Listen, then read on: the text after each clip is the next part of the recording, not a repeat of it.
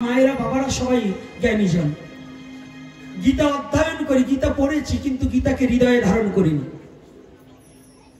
সনাতন ধর্মের মধ্যে শ্রীমদ্ ভগবদ গীতায় যাহা কিছু উল্লেখিত আছে, শ্রীমদ্ ভগবদ গীতার মধ্যে যাহা কিছু তত্ত্ব আছে, সমস্ত সনাতন ধর্ম আপনাকে যাহা দিয়েছে পৃথিবীর কেউ আপনাকে তাহা দিতে পারবে না। এটা বললেও রাজনীতির খাতায় পড়ে যাবে না? ওই কিছু দমুখে সাপ আছে না, দোতল বান্দা মন, ওরা রাস্তা দিয়ে আটা দিলে মন্দির এক পাশে মসজিদ ভাবে মসজিদেই ঢুকবো না মন্দিরে ঢুকবো। ওরা সুবিধাবাদী, ওরা গুতর বইতে মসজিদেও ঢুকতে পারে, আবার যে সময় প্রসাদের লোক দেখে ভালো সেই সময় মন্দিরেও যেই প্রণাম করে। ওটাও না। আজকে শুনুন, এই শ্রীমদ্ ভগবদ গীতার মধ্যে ষটচক্র ভেদকে যেভাবে পঙ্খানুভাবে আলোচনা করে দিয়েছে গীতা সুরধনী দেবী, সুরধনী প্রণীত গীতায় দেখবেন ওখানে ষটচক্র ভেদ এবং গীতা পরমাত্মাকে, জীবাত্মাকে, অন্ধ ধৃতরাষ্ট্রকে, সঞ্জয়কে এবং পঞ্চপাণ্ডব কারা এবং ওই শত ভাই দুর্যোধনের বংশধর কারা। এখন ইদানিং তো গীতা একখানা পেয়েছি আমরা, এক গ্রুপ, এই সনাতন ধর্মে গ্রুপিং হয়ে জগদীশের গীতা পড়া যাবে না, ইস্কনের গীতা পড়া যাবে না, অমুকের গীতা পড়া যাবে না। ইস্কন বলে জগদীশের ভুল, জগদীশের গীতা যারা পড়ে তারা বলে ইস্কনের ভুল। মানে ওনারাই সব ঠিক, গীতার কোনো ভুল নেই। টিকাকারের মধ্যে যে যতটুকু সাধনা করেছে তার ততটুকু লিপিবদ্ধ হয়েছে টিকাকার। যদি কোনো ইস্কনালা বলে যে জগদীশ্বরের গীতায় ভুল আছে, তাহলে বলবো এই গীতা যথাযথতে ভুল আছে। কেন? যখন হরে কৃষ্ণ নাম যখন আসছে, গীতা যখন আসছে তখন তো হরে কৃষ্ণ নাম ছিল না, তো এই গীতার ভিতরে হরে কৃষ্ণ নাম ঢুকিয়ে দিয়েছেন কেন? কি হরে কৃষ্ণ নাম মহাপ্রভুর যুগে নয়? তাহলে টিকাকারের মধ্যে যে যতটুকু, এখান থেকে ট্যাকেরহাট স্টানে যে গিয়েছে, ওই স্টানে কয়টা দোকান আছে এটা সম্বন্ধে তার ধারণা আছে, কিন্তু আবাসিকের মধ্যে কিংবা মার্কেটে যে না ঢুকছে, শাহাবুদ্দিন কমপ্লেক্সে যে না ঢুকছে, কোন জায়গা কোন দোকান আছে সে তো জানে না। আর যে গোটা ট্যাকেরহাটটাকে ঘুরে দেখে আসছে, তার কাছে জিজ্ঞাসা করলে কোন কর্নারে কোন দোকান আছে সে বলে দিতে পারে। পারে কিনা বাবা? তাহলে গীতাটাকে যে যতটুকু উপলব্ধি করেছে সে তার সাধ্য অনুযায়ী টিকা করেছে, এজন্য কেউ কারো ভুল ধরা যাবে না। রাগ করছেন নাকি কথাটা? এটা কি যথার্থ না কি অযথার্থ? তাহলে শ্রীমদ্ ভগবদ গীতায় আপনাকে জানার জন্য, আপনাকে চেনার জন্য, আপনাকে বোঝার জন্য কত চমৎকার শ্লোক দিয়েছে আর কত বড় চমৎকার কথা বলেছে। কি বলেছে? অর্জুন জিজ্ঞাসা করলেন ক্ষেত্র বিভাগ যোগে, একটা কথা যদি মিথ্যা প্রমাণ করতে পারে আমি কথা দিচ্ছি আমার জিহ্বা কেটে দিবে। এ কথাকে বুঝতে হবে, না বুঝে সারা জীবন তো সুজি রান্না করে খেয়ে আসছি, কলই ভাজা খেতে হলে শক্ত দাঁতের প্রয়োজন। সনাতন ধর্মটাকে শেষ করছে এই মায়াবাদী কিছু সাধুরা। এই মায়াবাদী সাধুরা পরের বাড়ি যায়, গুরুগিরি করে, কানে দেয় ফিস মাস গেলেই চান্দা দিস, চাইলে লাইলে জম্বির খাওয়া খাবে আর ছেলে মেয়ে বিয়ে দেবে, কিন্তু সমাজ এবং জাতির কোন উন্নতির কল্পে কোনো কাজ করে না। এই মায়াবাদীরা শেষ করছে। এই মায়াবাদিত্ব পরিত্যাগ করে সঠিক সনাতন তত্ত্বটা কি এটাকে উপলব্ধি যদি করতে পারত, তাহলে এই মানুষ চৈতন্য জ্ঞান উপলব্ধি করে নিজেকে জেনে ঈশ্বরকে জানার জন্য বাসনা জাগিত। আমি কে তাই তো চিনি না। গতকাল যে কথাটা বলেছিলাম নো দাই সেলফ, সেটা কোথায় বলেছি? গীতায় বলেছে। ওই যে দার্শনিক নো দাই সেলফ, নিজেকে চেনো, নিজেকে জানো, ও কোথায় পেয়েছে? ওনার বাবার জন্মের আগে এ কথা শ্রীমদ্ ভগবদ গীতায় দিয়ে দিয়েছে। আমি দর্শন দিয়ে দেখিয়ে দেবো। একটা কথা মিথ্যা যদি বলে থাকি, যে দার্শনিক বলছে যে নো দাই সেলফ, উনি অনেক পরে জেনেছে, কিন্তু তার অনেক আগে পৃথিবীতে সনাতন ধর্মে শ্রীমদ্ ভগবদ গীতার মধ্যে ওই তত্ত্বটাকে দিয়ে দিয়েছে। এই সনাতনী জাতি বপ্পর নিজের কাছে ধন থাকতে গাধার ন্যায়, গাধা যেমন নিজের পিঠে চিনি থাকতে সারা জীবন বয়ে গেল, আস্বাদন করতে পারলো না। সনাতনী জাতি, সনাতন ধর্মে শ্রীমদ্ ভগবত গীতার মধ্যে কি আছে এই জাতি এখনো বুঝে নিতে পারলো না।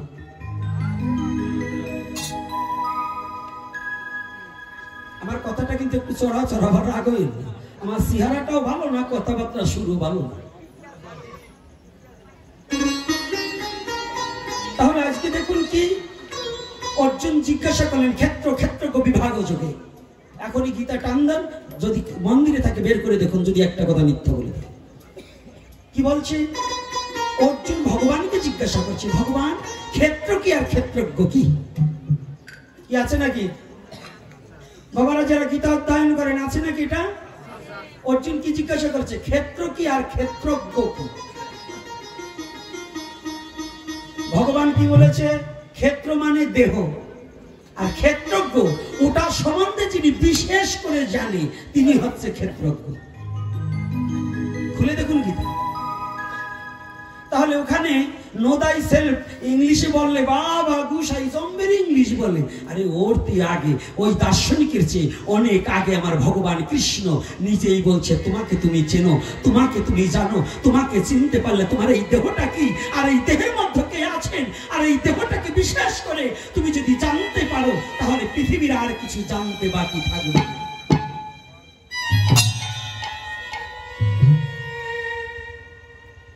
পৃথিবীর কিছু জানতে বাকি থাকবে, এটা শ্রীমদ্ ভগবত গীতায় বলেছে। কিন্তু আমরা কি করছি, গীতাটাকে শুধু উল্টাচ্ছি, আর আক্ষরিক বিদ্যা আছে শুধু পড়ছি, শ্লোকগুলোকে খুব প্রথম অধ্যায় বিষাদ যোগ ধৃতরাষ্ট্রবাচু ধর্মক্ষেত্র কুরুক্ষেত্র সমবেতা জিজিৎসাব মামকা পাণ্ডবচ্চৈব কিম বিবর্ত সঞ্জয়। কি এটা বললাম, কিন্তু এখন কি হচ্ছে ওদের বাংলা। ধৃতরাষ্ট্র সঞ্জয়ের কাছে জিজ্ঞাসা করিলেন, কি করিলেন, ধর্মক্ষেত্র কুরুক্ষেত্রে আমার পুত্রগণ পাণ্ডুর পুত্রগণ সমবেত মানে সামনাসামনি হয়ে কি কর্ম করিল তাহা আমার নিকটে খুলিয়া বলো। এই পর্যন্ত সবাই তাহলে পড়লেন কি, বুঝালেন কি? আমরা এখন সমস্যা হচ্ছে একটা, কি বললাম নিজেই বুঝলাম না, আর বুঝলো না শুনলো যারা। গীতা আধ্যাত্মিক ইশারা, গীতা কোনো সাধারণ বিষয়বস্তু নয়। তাহলে সর্বপ্রথম যে আলোচনাটা আমি বহুবার করেছি, আজকেও আমার এই সেন্দার মাঠে এই আলোচনাটা করতে হবে, কারণ না করে আমি পারছি। বহুবার কয়বারও করেছি, এ পিছনে আছে তারপরে বলছি। বলুন তো, অন্ধ ব্যক্তিকে দেখলে, যদি কোনো কেউ বিদেশে যাত্রা করবেন, যদি একটা অন্ধ ব্যক্তিকে দেখেন তখন কি আপনার ভালো মন থাকবে? এই কথা বলেন না কেন? ঘর থেকে বেরোনোর সাথে সাথে একেবারে সর্বপ্রথম দরজায় যদি খাড়ায় একটা অন্ধ এসে আপনি বিদেশে গমন করতেছেন, বলবেন আজকে যাত্রাটা বেশি ভালো না, কি এটা বলে কিনা? আচ্ছা, আপনাদের কাছে প্রশ্ন, সনাতনী জাতি এটা বললেন, এই কুসংস্কার নিয়ে ঘুমাইয়েছেন এতকাল, আজকে গীতা দিয়ে আপনাকে উল্টিয়ে দেবো সেটা কেন? শ্রীমদ্ ভগবত গীতা হচ্ছে সনাতনী জাতির প্রাণ। সেই গীতায় সর্বপ্রথম অন্ধ দিয়ে শুরু। কি দিয়ে শুরু? ধৃতরাষ্ট্র অন্ধ না চোকালা? যদি অন্ধ হয় তাহলে এই গ্রন্থ পড়া যায়? বাবা, এই যুক্তিতে আসলে এই গ্রন্থ তো পড়া যায় না, কারণ একজন অন্ধ মানুষকে দেখে যদি যাত্রা আমার অশুভ হয়, এত পবিত্র গ্রন্থ শ্রীমদ্ ভগবত গীতা, যাকে পৃথিবীর কোনো শক্তি নেই, পৃথিবীর আমার কোনো অশুভ শক্তি নেই, সেই শ্রীমদ্ ভগবত গীতাকে অপবিত্র করার মতো যোগ্যতা আছে। সেই গীতার প্রথম ভাষ্যটাই হচ্ছে অন্ধ ব্যক্তি দিয়ে শুরু। এর কারণ কি? কোনদিন কোন গুরুদেবের কাছে, কোনদিন কোন পড়ে পড়ে এইটাকে কি হৃদয়ে একদিন প্রশ্ন করেছেন যে আমাদের এই মূল্যবান গ্রন্থটাকে, আমাদের এই মূল্যবান ভগবানের ভেলা স্বরূপে শ্রীমদ্ ভগবত গীতায় অন্ধ দিয়ে শুরু কেন? হ্যাঁ যুব সমাজ, আজকে যুব সমাজ নেশাগ্রস্ত, দু প্রকারের নেশা, একটা গেমসের নেশা আর একটা হচ্ছে লিকুইড নেশা কিংবা আজকাল তো গার্জিয়ান খোর। গার্জিয়ান খোর মানে আমার সংসারের গার্জিয়ান আমার বাবা, ওরা আজকাল বাবা খোর হয়ে গেছে। এমন কোন গ্রাম না ইয়াবা না খায়, আছে কিনা বাবা বলবেন? হ্যাঁ সত্যি কথা বলবেন। মদ আছে। এই যে কয়দিন পরে আবার আপনাদের কদমবাড়ি মরার জন্য কয়েকটা, গত বছরে দুটো মরছে। দোলের নামে একবারে ফাইসলামি, ওখানে কোনো হরি কথা নাই, কিছু নাই, বক্স ছাড়ি দিয়ে ওরা ডিস্কো ড্যান্স নেই। ছেলে মেয়ে তার কাপড় আপড় কিচ্ছু ঠিক থাকবে না, ওরা ড্যান্স দেবে, উল্টে পাল্টে ড্যান্স দেবে দোলের নামে। অবৈধ কর্ম কার্যকলাপ এই যে কয়েকদিন পরেই হবে, এটা অধর্ম, এটা কোনো ধর্মের মধ্যে পড়ে না। আর ওই অধর্মে অংশগ্রহণ করলে তুমি অপমৃত্যু হলে এজন্য কোনো ধর্ম দায়ী নয়। কি ধর্ম দায়ী হবে না? আর কয়দিন পরে এই যে এগুলো বাইক ঠিক করতেছে, বক্স ঠিক করতেছে, একজন কয় বন্ধু এবার যাস হুলি খেলবো। একেবারে হুলি খেলবার গিয়ে তোমার জীবন খেলাই শেষ হয়ে যাবে। কারণ যেখানে ধর্ম থাকে না, অধর্ম বাস, সেখানে ঘটবে সর্বনাশ। এজন্য সাবধান। দোল কিন্তু হুলি খেলার জন্য ওই যে আপনারা যা খেলেন ওইটা না। আমি এক একটা করে বলে দিচ্ছি, ওখানেই যাব, আলোচনাটা ওখানে। কিন্তু কেন বলছি, শ্রীমদ্ ভগবত গীতার তত্ত্বটাকে অবলোকন করতে হবে। আমাদের যুব সমাজ নষ্ট হয়ে গেছে, কেন জানেন? এজন্য দায়ী আমরা গার্জিয়ান যারা, এবং সমাজের গুরু যারা, সমাজের সমাজপতি যারা, এবং পিতামাতা যারা। এই তিনটা শ্রেণী আমার সনাতন ধর্মকে শেষ করেছে। আর আর্য মহর্ষিদের ধার্য করা নিয়ম কানুনকে শেষ করছে। এক হচ্ছে অশিক্ষিত, আর একটা হচ্ছে বেশি শিক্ষিত। অতিরিক্ত শিক্ষিত যারা সনাতনী আইন মানতে চায় না, তারা বিবাহতে যেগুলো মাংস দান করে, পিতৃমাতৃ শ্রাদ্ধে যারা মৎস্য দান করে, এরা সবগুলো আমি বলে দিয়ে যাচ্ছি অনাচার কর্মে লিপ্ত থাকা হলো। এগুলো অবৈধ। কি বলতে দোষ নাই তো? বলবো না বলবো না? কি আপনারা শুনবেন না শুনবেন না? মায়েরা কথা বলে না, মানে বাগে খাওয়া যদি লস হয়ে যায়, টাকা দিয়ে কিনে আইনি, মানে গোপীনাথে টাকা দিয়ে আইনি, আমাকে খাওয়া বন্ধ করবে। কি মা? আমার মাথাটা একটু ডাকো, এত গরম পড়ে না, শীত আছে, একটু শোনো। কারণ সনাতনী আচরণগুলো কত পরিশুদ্ধ, সনাতনী নিয়মটা কত পরিশুদ্ধ।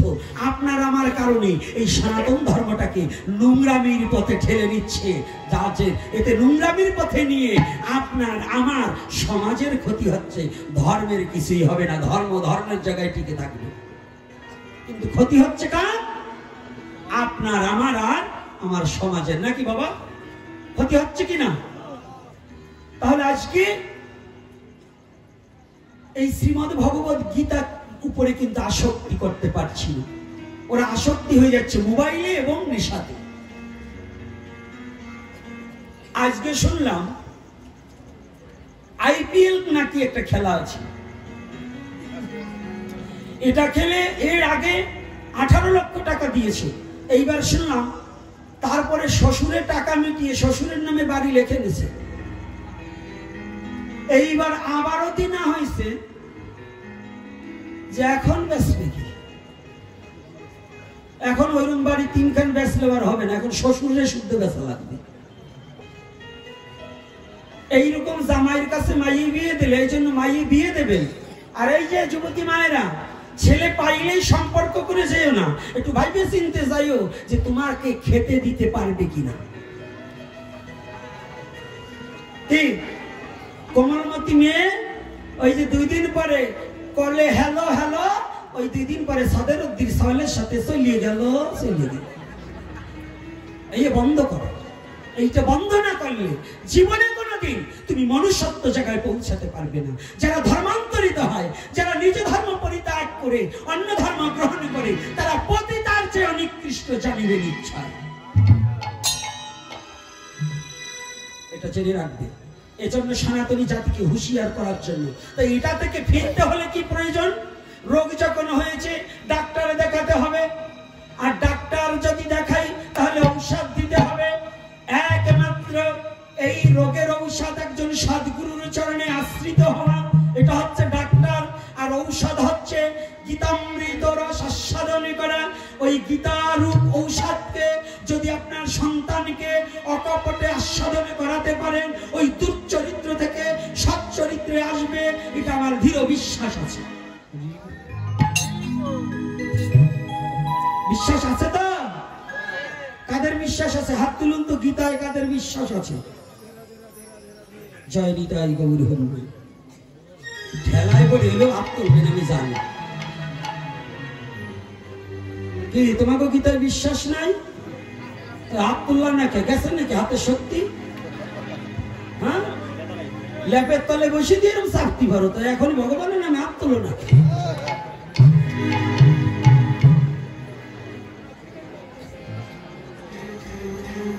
দিবানে দাঁড়াও, আসতেছি তোমাকে পাড়ায়।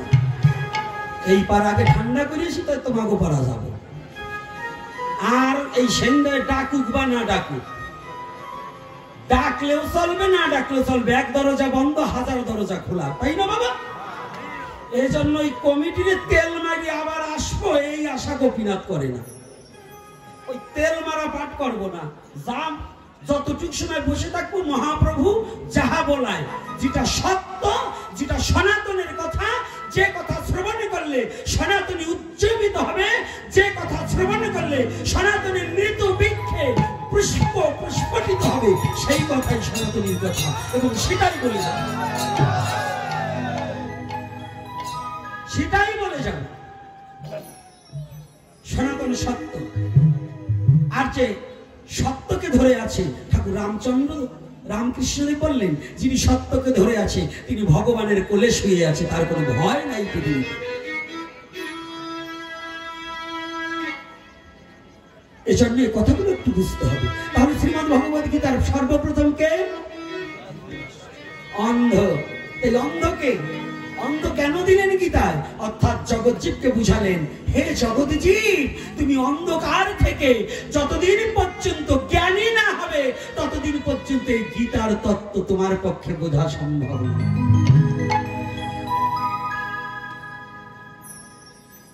চোখ বুঝলে কি সব অন্ধকার না? তাহলে ধৃতরাষ্ট্রকে মন, মন কিন্তু জন্ম অন্ধ। এখানে বসে আছেন, মন ঢাকা দিল্লি লহর চলে গেছে। গেছে কিনা বাবা?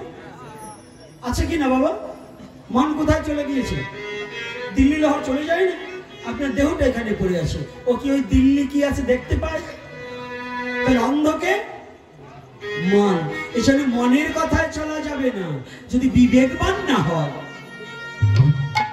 এজন্য একটা অনেকদিন আগে একটা গান শুনেছিলাম, কি যেন গানটা রে বাবা, তোরা একটু গা, আমি তো না পারি না।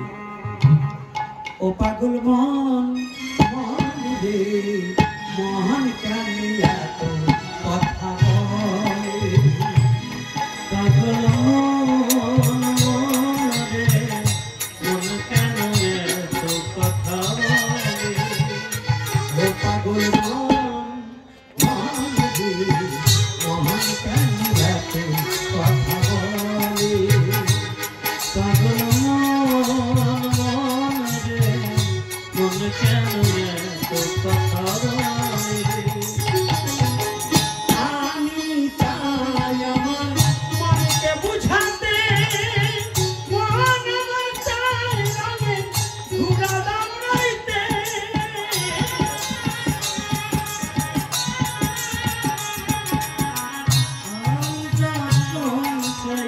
মনকে বোঝাতে, মন আমার চাই রঙের ঘোড়া দৌড়াইতে, পাগল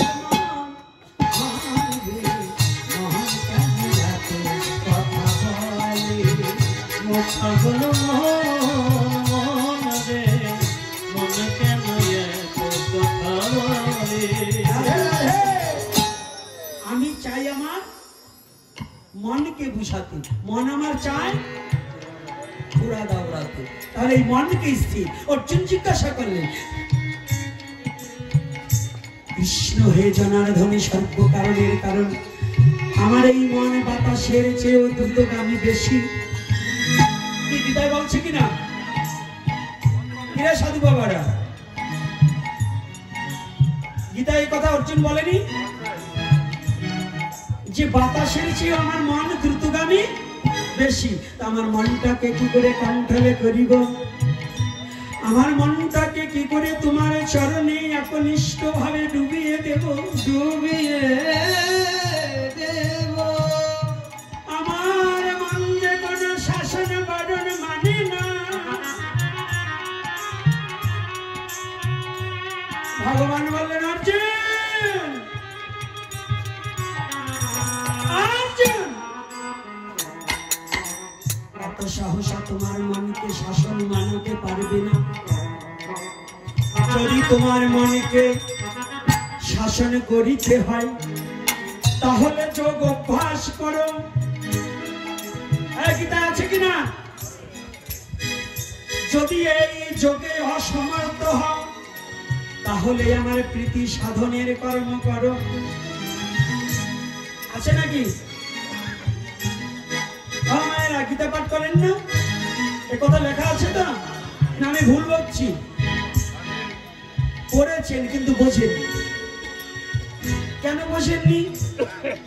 ছোট, কেন বোঝেননি? অর্থাৎ এই যোগ সাধনাটা, যোগ কি? যোগ কাহাকে বলে? আলাদা বিষয়বস্তু একত্রিত হওয়া, তাহার নাম হচ্ছে যোগ। এখানে গণিতের টিচার অনেক আছেন। গণিতের ধারা কয়টা? এই ধারা কয়টা? তোমরা তো পড়াশোনা করেছো, কয়টা? হ্যাঁ বলে না, একটা পড়নি? আমার মতো মূর্খ? আমার মতো মূর্খ তো নয়।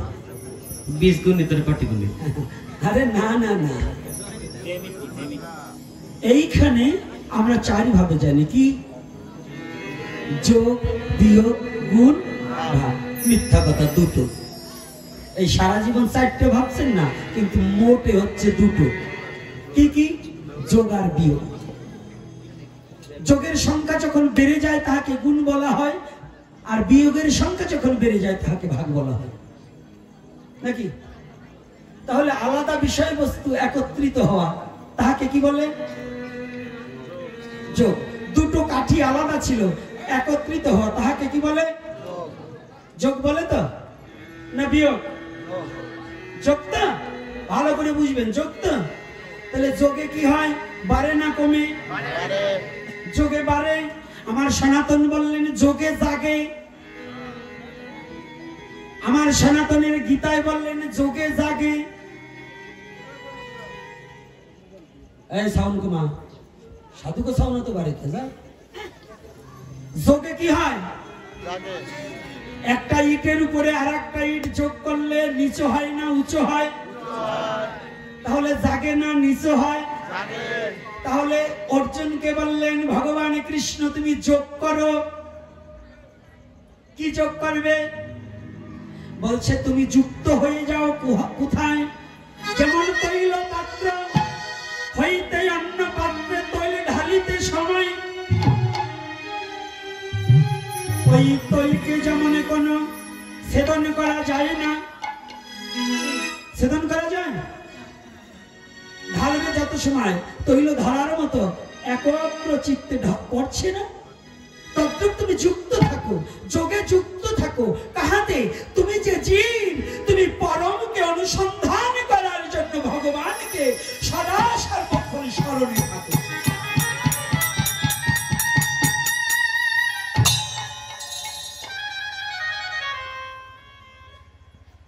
তুমি সদা সর্বক্ষণ তাকে ভুলে যেও না। এটা হচ্ছে একটা তত্ত্ব। আর একটা তত্ত্ব কি? আর একটা তত্ত্ব হচ্ছে যোগে জাগে। কি জাগে? তুমি যখন প্রাণায়ামের মধ্য দিয়ে রেচক পুরো কুম্ভক আদি তত্ত্বটাকে উপলব্ধি করিয়ে। শ্বাস প্রশ্বাস দম, এই তিনটা কথাকে যখন উপলব্ধি করতে পারবে, শ্বাস প্রশ্বাস দম, এই তিনটা তত্ত্বকে যদি উপলব্ধি করা যায়, এই তিনটাকে যদি একটু জানা বোঝা যায়, এই তিনটার উপর যদি একটু গবেষণা করা যায়, তাহলে জাগবে কি জাগবে? কুলকুণ্ডলিনী শক্তিকে জাগ্রত করা যাবে। এজন্য অর্জুনকে বললেন তুমি যোগ করো। বলুন তো, এখানে এতগুলো আমরা লোক আছি, কতজন যোগের ঘরে যোগ করে আমরা গীতা অধ্যয়ন করি, রাধে রাধে, লাখে না মিলিল। আমাকে বলছেন আমি উনি, আমি শুধু বকা উল্লাহ বকে যাচ্ছি, আমি করণুল্লাহ নয়, আমার কাজ হচ্ছে বকে বকে যাওয়া।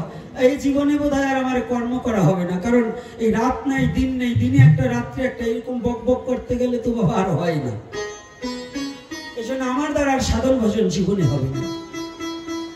তবে জীবনে সাধন ভজন যদিও না হয়,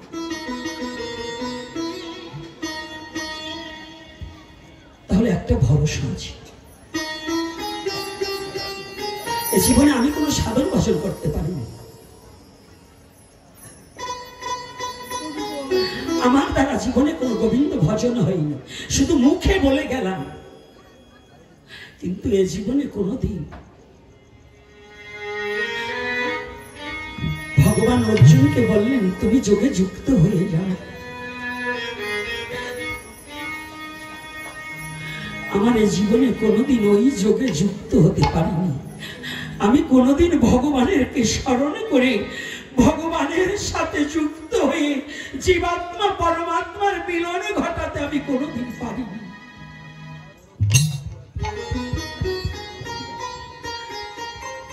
জানো, এটা আমার ব্যর্থতা, তবে আমার একটা ভরসায় আছে, আমি ভগবানের চরণ চাই না।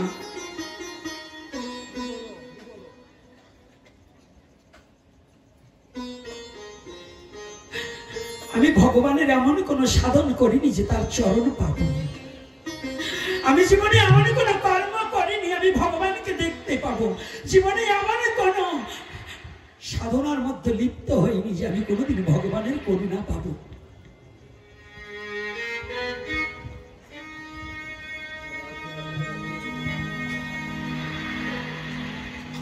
তবে আমার একটা ভরসা আছে,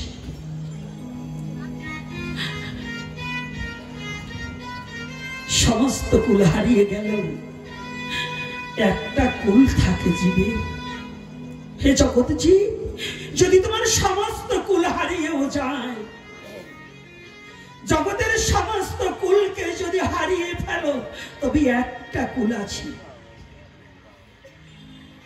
পিছনে থেকে পদকর্তা পদ যোজনা করে বললি, ওরে কোন কুলে ওরে ঠাই নাই রে যা,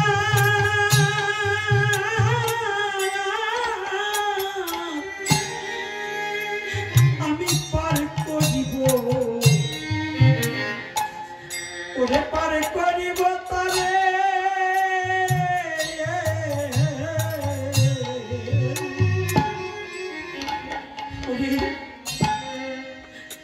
জীবনে যদি সে একদিন এই ভক্তের সঙ্গ করে,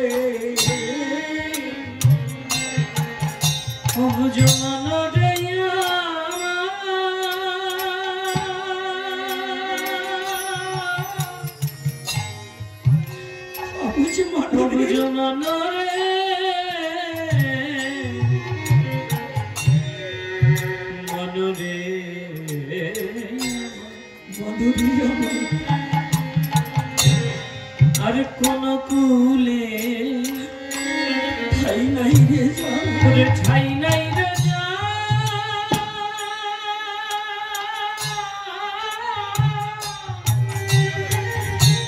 আমি পার করিব, আমি পার করিব, আমি পার করিব তারে।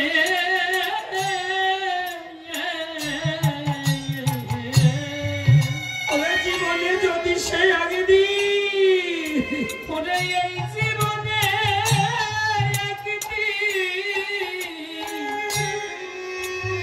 একদিন রে ওরে আমার ভক্ত সঙ্গ করে রে বুঝবন রে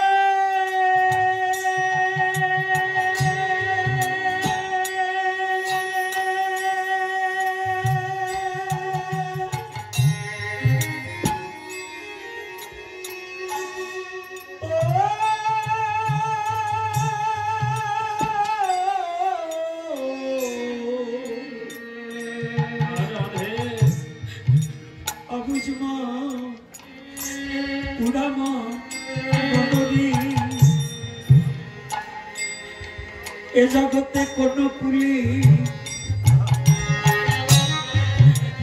ওরে ঠাই নাই রে যা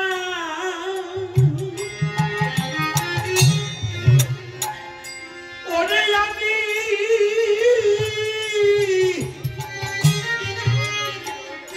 ওরে পার করিব ওরে পার করিব তারে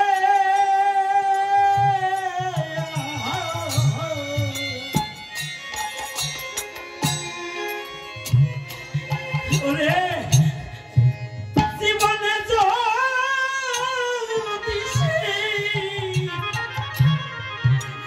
যদি সে একদিন রে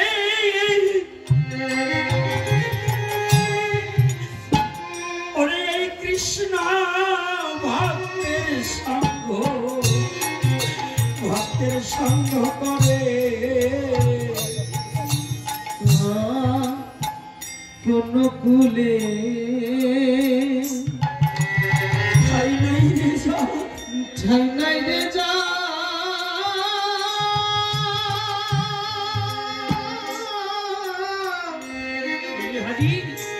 আমি পার করিব তারে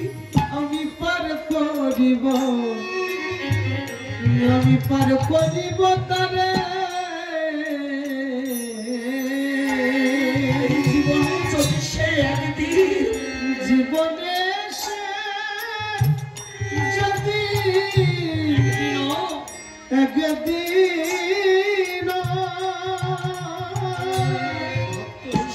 ভক্ত সঙ্গ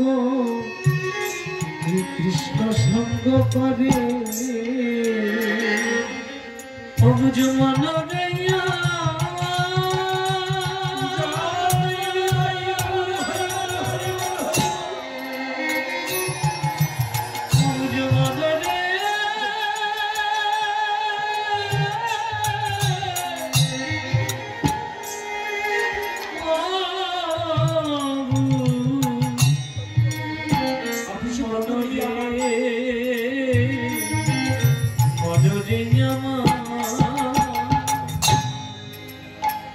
আর কোন কুলে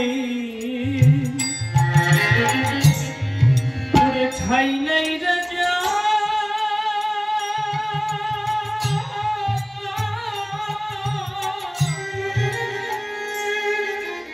আমি পার করিব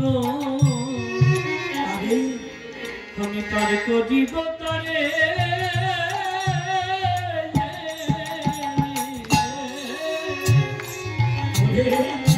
জীবনে যদি সে একদিন ওরে এই জীবনে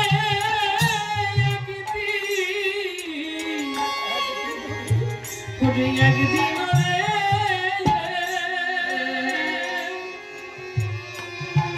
ওরে এই সাধু সঙ্গ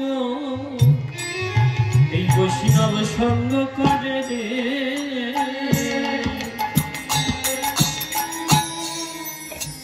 কোন কুলে যার সমস্ত কুল হারিয়ে গেছে যার সমস্ত কুল হারিয়ে গেছে যার ব্যথা বলার জায়গা নেই যার কোনো কথা বলার জায়গা নেই যার এই তাপিতে পরাণে জুড়াবার কোনো জায়গা নেই সেই একমাত্র জায়গা হচ্ছে এই সাধুগুরু বৈষ্ণবের রাতুল চরণ বলো হরি বলো। আত্মসমর্পিত চিত্ত। আজকে অর্জুনকে বলছে, অর্জুন অর্জুন দুটো কথা, গীতার এত কথা প্রয়োজন নেই। একটা বলছে তুমি যোগ অভ্যাস করো। যদি প্রতিটা সনাতনী ছেলে একটু যোগ অভ্যাস করত, যোগে থাকতো, আজকে আমাদের ছেলে মেয়েগুলো এত নষ্ট হতো না। হতো বাবা? বলুন হতো?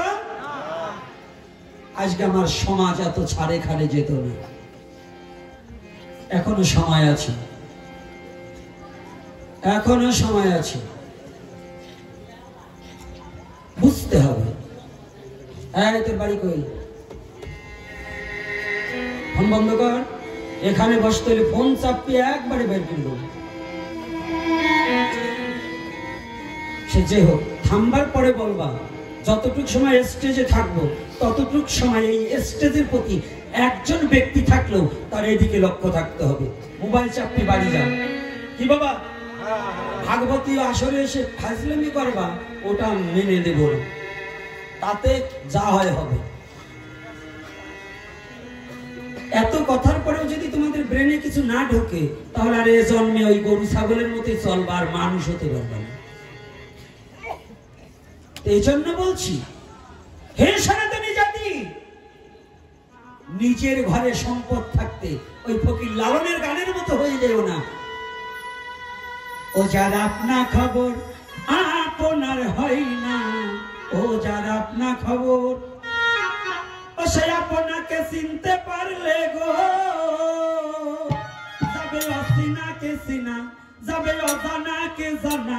ও যার আপনা খবর, ও যার আপনা খবর আপনার হয় না। লাস্টে কি বলছে? ও ফকির লালন মারলো জল পিপাসায় রে, ও কাছে থাকতে নদী মেঘনা। তাহলে সনাতন ধর্মের তত্ত্বটা কত কথা। কাছে থাকতে নদী মেঘনা। সনাতন ধর্মে এই গীতারূপ তরুণী থাকতে এই সনাতনী জাতি এখনো ভুল ভাঙলো না। যে তরুণীতে ওঠে প্রাচ্য দেশে খ্রিস্টান ধর্মাবলম্বনকারী, যারা খ্রিস্টান, যাদের জন্মসূত্রে খ্রিস্টান ঘরে জন্ম, চলে যান ইংল্যান্ড, ইউরোপে চলে যান, অস্ট্রেলিয়া, ফ্রান্স, জার্মান, জাপান, এ সমস্ত দেশে চলে যান, সিঙ্গাপুর, এ সমস্ত জায়গায় যেয়ে দেখেন খ্রিস্টানেরা গীতাকে বুকে জড়িয়ে ধরে কাঁদছে। আরে বাঙালি, এত বড় দুর্ভাগা বাঙালি সনাতনী জাতি যে তোদের সম্পদ লুটে খেলো, পরে তবু নিজের সম্পদটাকে নিজে বুকে চেপে ধরে রাখতে পারলি।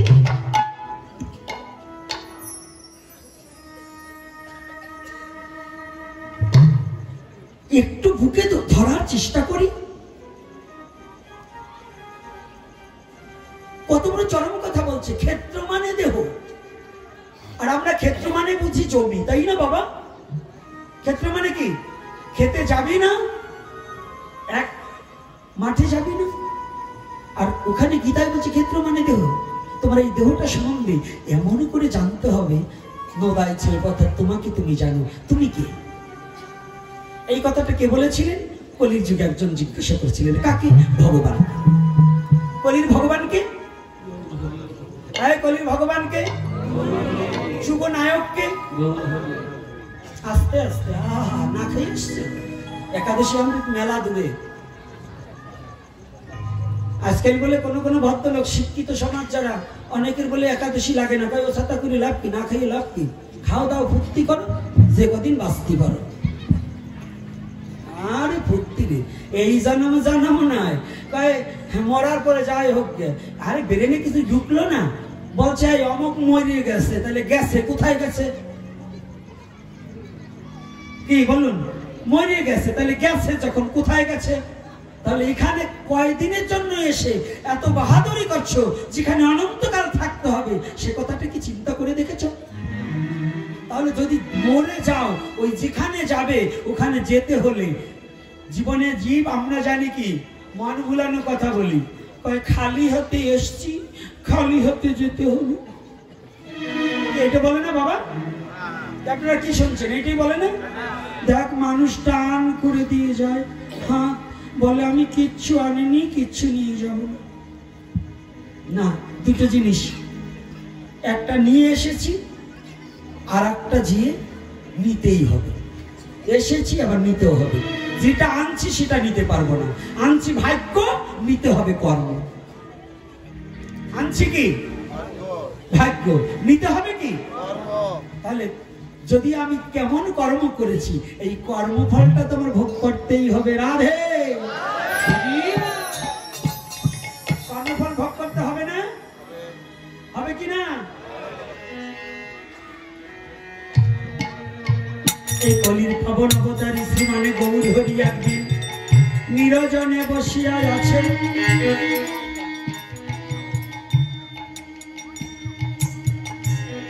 নিবিড় স্থানে ইতিমধ্যে আমাদের গোস্বামীগণ কয়জন?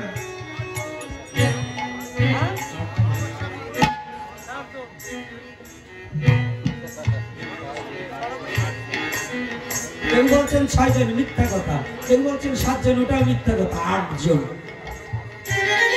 গোস্বামীগণ কয়জন? 2 জনের কথা জানি না, 6 জনের কথা প্রকাশ্যে আছে।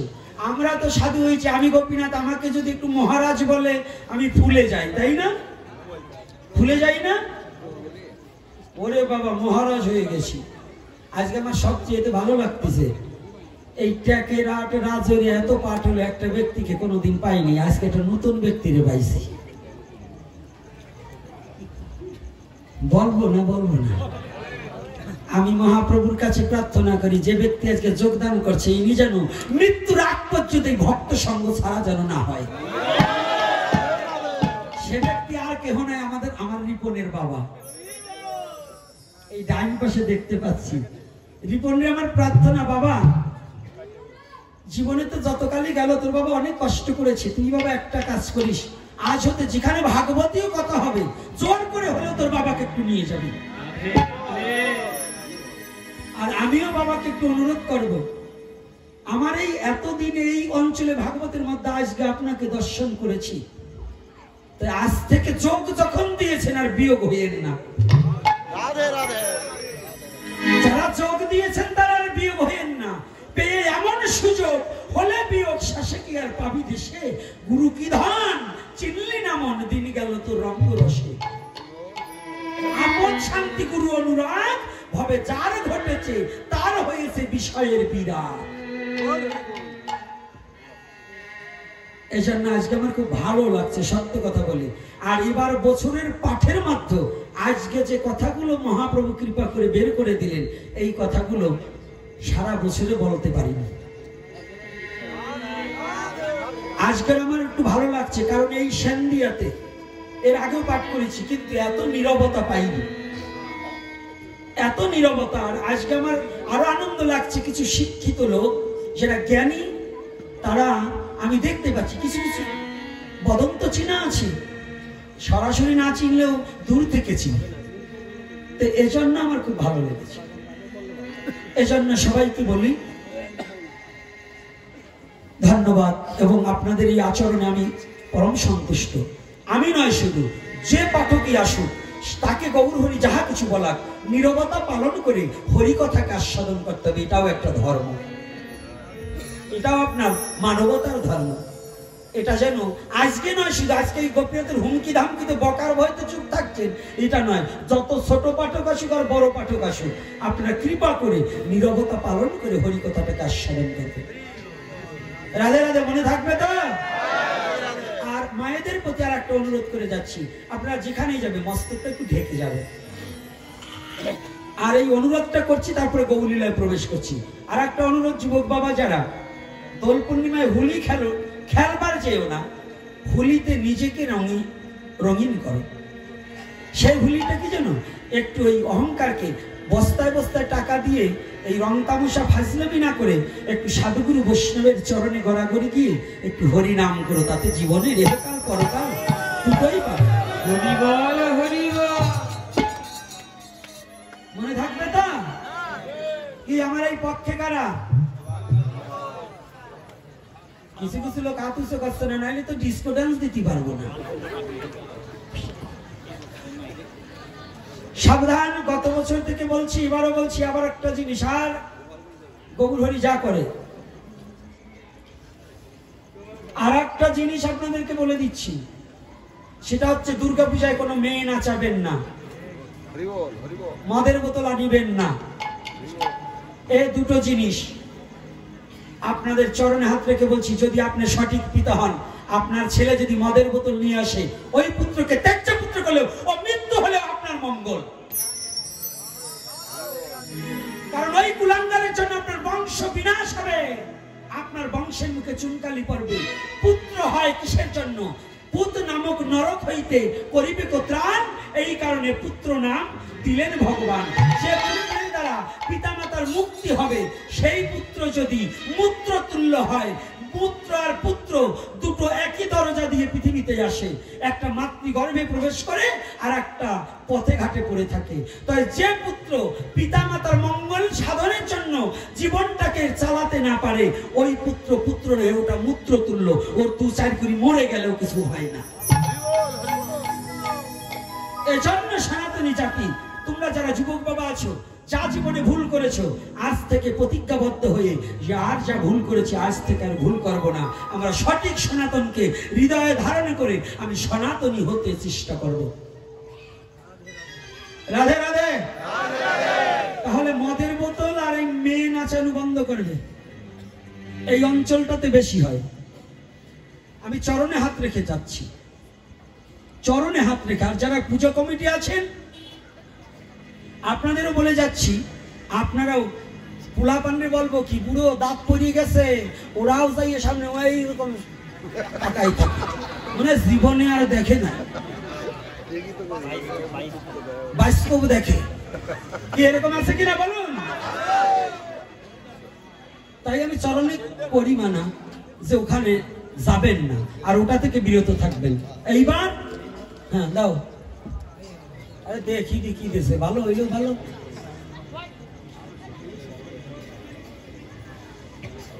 বাবা রে, নামে নামে জমে টানে, পিতার কথা প্রার্থনা করবার বলছে, তা পারলে একটু যাও, খালি প্রার্থনা করবার চাও। জাতিকে রক্ষা করতে হলে 2-4 পয়সা বাইর করতে হয়। যখন আমরা বিপদে পড়ি, তোমরা কেউ 4 পয়সা দাও না, খালি মুক্তির জন্য প্রার্থনা প্রার্থনা। সব কথা, টাকার কথা মুখে হয় না। মান ইজ দ্য সেকেন্ড গড, অর্থাৎ ঈশ্বরের পর পর টাকারও কিছু প্রয়োজন আছে। সনাতনী জাতি হচ্ছে কিটটা, সবচেয়ে কৃপণ জাতি সনাতনী, অর্থাৎ এরা অসৎ পথে টাকা ব্যয় করে, কিন্তু সৎ পথে ব্যয় করতে চায় না। এর কারণ কি জানেন? মাতবার সন্ত্রাসী অস্ত্র ঠেকালে তারে বাবা বলে টাকা 2-3 লাখ দিয়ে দেবেন, আর সাধুরে বাবা বললে 20 টাকা বাইর করতে পুরুনি উঠে যায়। সৎ কাজে টাকা দিতে চায় না, মদর বেতল কেনার টাকা জোটে, এই যে যুবক ছেলে সিগারেটের টাকা জোটে, কিন্তু যখন আমরা ভিক্ষায় যাই টাকা জোটে না। আর যদিও দেয় সিগারেট চলবার চায় না। এজন্য প্রার্থনা করবার বলছ, আমি প্রার্থনা করব, কিন্তু সাথে প্রার্থনা খালি করো না, একটু নিজের শক্তিটাকেও ব্যয় করি। আমাকে আজকে বলা নিষেধ, তারপরেও তোমরা খালি খোঁচা দাও, বাবা আমার ভালো লাগে না। যাক, ওই খোঁচা পরে দিয়ে নি, আগে আমার মহাপ্রভুর কথা দুটো শুনে না।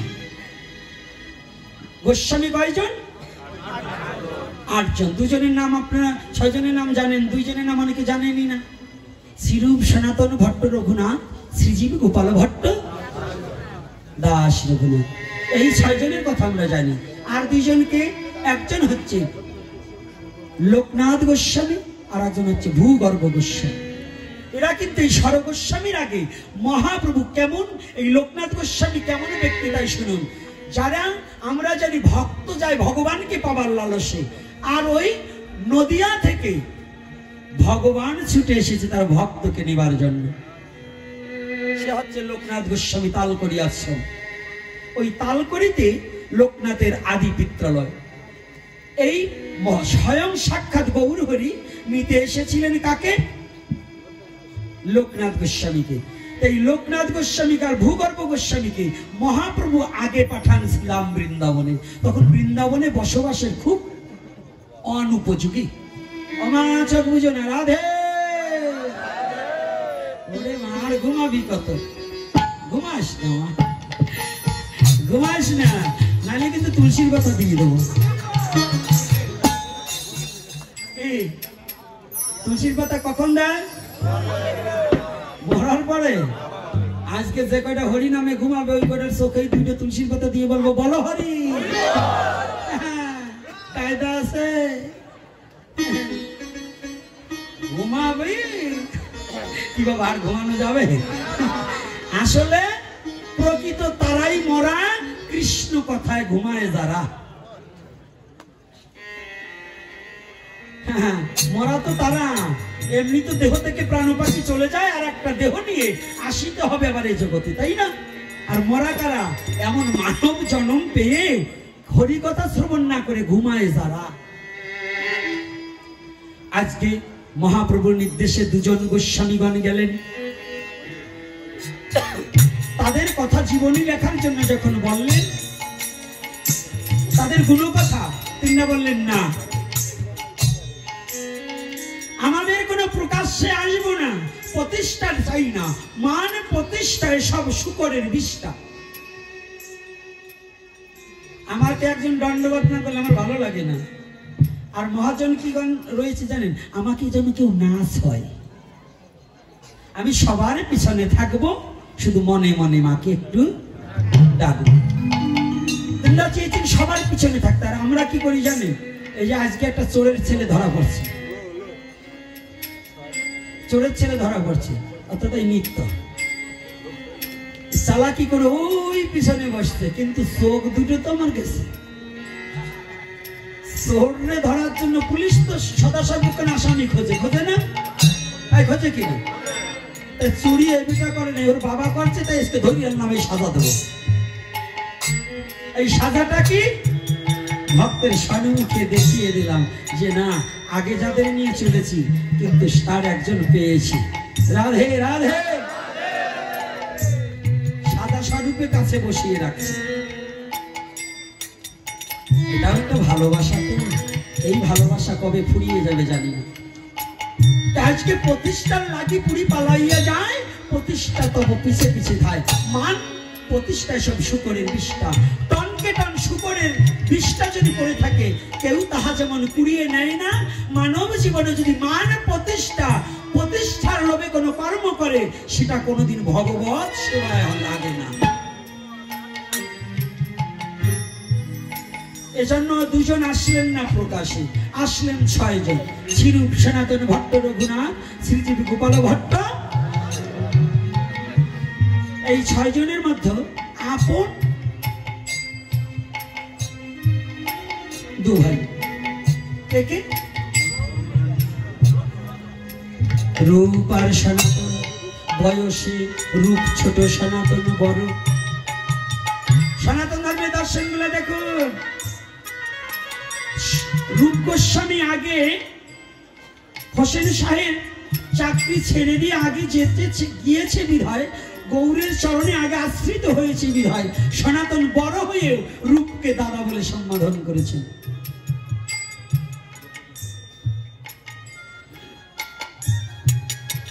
এই সনাতন একদিন মহাপ্রভুকে জিজ্ঞাসা করছেন। মহাপ্রভু বসে আছে। সনাতন গোস্বামী মহাপ্রভুকে যত জিজ্ঞাসা করেছে, এত বড় জিজ্ঞাসা অন্য কোন গোস্বামীগণ কোনো সময় করেনি। সনাতনের সনাতন জিজ্ঞাসা। সনাতন মানে কি? চিরন্তন খাঁটি বস্তু, চির নূতন খাঁটি বস্তু। সনাতন কখনো পুরাণ হয় না, এটা নিত্য নূতন। কার মতো? বাবার নামের মতো। বাবার নাম কেমন? একটা ছেলেকে যদি বাবার নাম 1 লক্ষ বার জিজ্ঞাসা করে, সে কি এই 1 লক্ষ বার বলছি দেখে পাল্টাই পুল্টাই বলে? পাল্টাই বলে?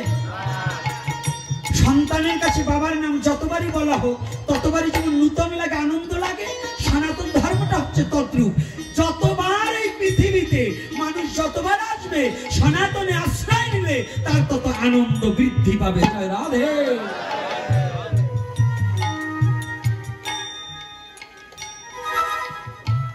সনাতন সনাতনে আছে সবই, তোরা যাহা চাবি তাহা পাবি। কি নেই এই সনাতনে? আজকে সনাতন গোস্বামী ধীরে ধীরে গেলেন আমার মহাপ্রভু ঠাই।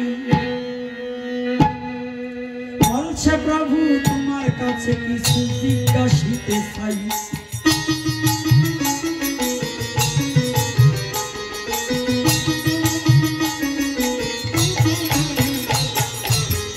কৃপা করে সত্য কথা আমারে বলিবে, তোমার বদন হইতে কথা শুনে আমার মনের গ্লানি যাবে।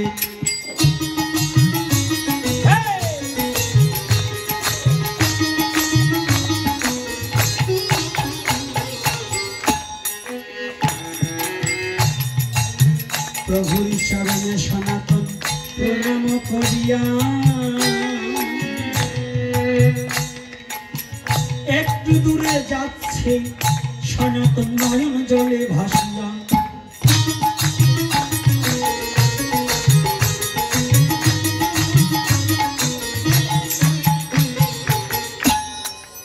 শোনো প্রভু বলি আমি তোমারে জানাই, আত্মজিজ্ঞাসিতে আমি এলাম তোমার ঠাই।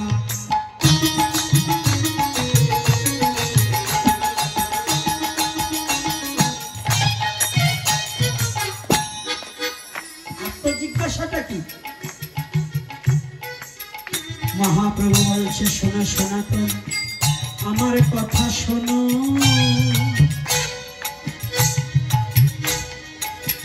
তোমার যে আমার কাছে আসার কারণ এত দৈন্য কেন?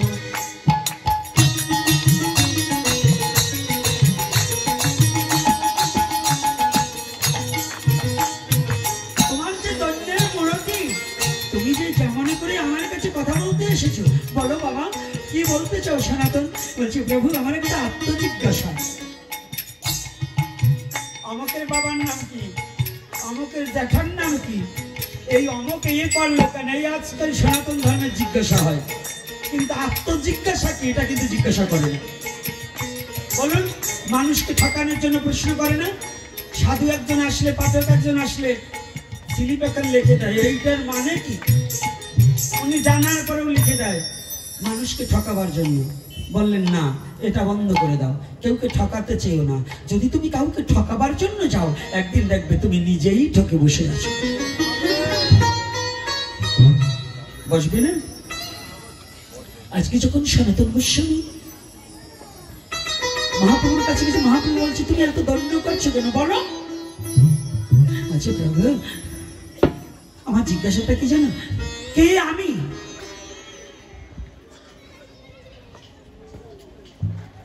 আমি কে? আর আমি যদি একটা বস্তু হই তাহলে আমি কার? যদি আমি কারো হই আমার দুঃখ কেন? কথাটা বুঝতে পেরেছেন?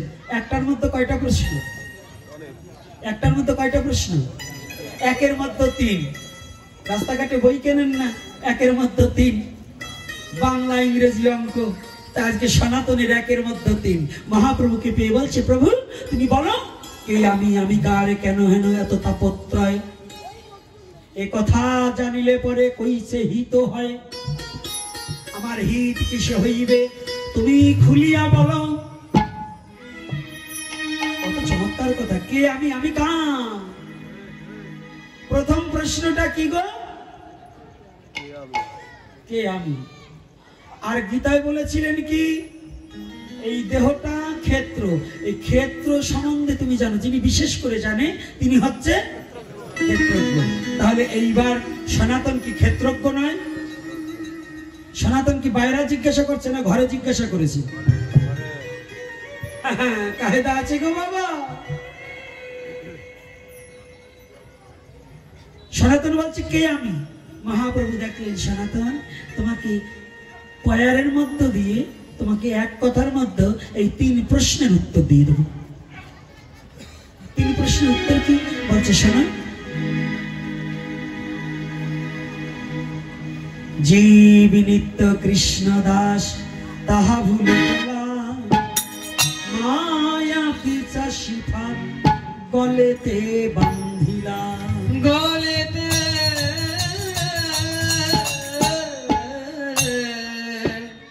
গলেতে বান্ধিলা। জীব নিত্য কৃষ্ণ দাস তাহা বলি গেল।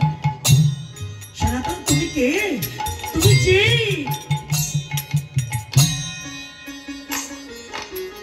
আমি যদি জীব হই আমি কার? সনাতন তুমি জানো না তুমি জগতে আর কারো নয়, পুত্রের নয়, কন্যার নয়, স্ত্রী ভাচ্চা পুত্র পরিজন আত্মীয় স্বজনে পিতা মাতা কারো নয়, তুমি একমাত্র ভগবান কৃষ্ণের। হরি বল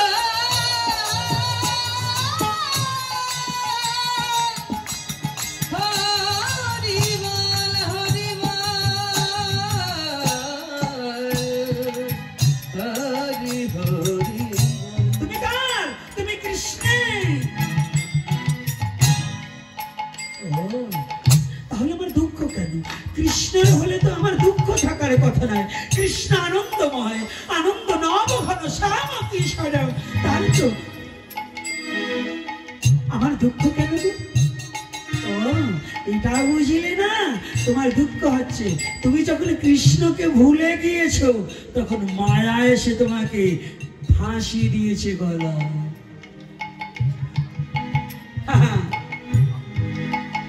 মায়া এসে তোমাকে ফাঁসিয়ে দিয়েছে। এই জন্য এই মায়ারজ্জু যদি কাটাইতে চাও একেবারে গিয়ে ধরো ধরো সদ্গুরুর পাও। পূর্বের একেবারে প্রথমের আলোচনা। এই জন্য গুরুচরণ আশ্রয় করতে হয়, না হইলে মানব জন্ম সারে খারে যায়।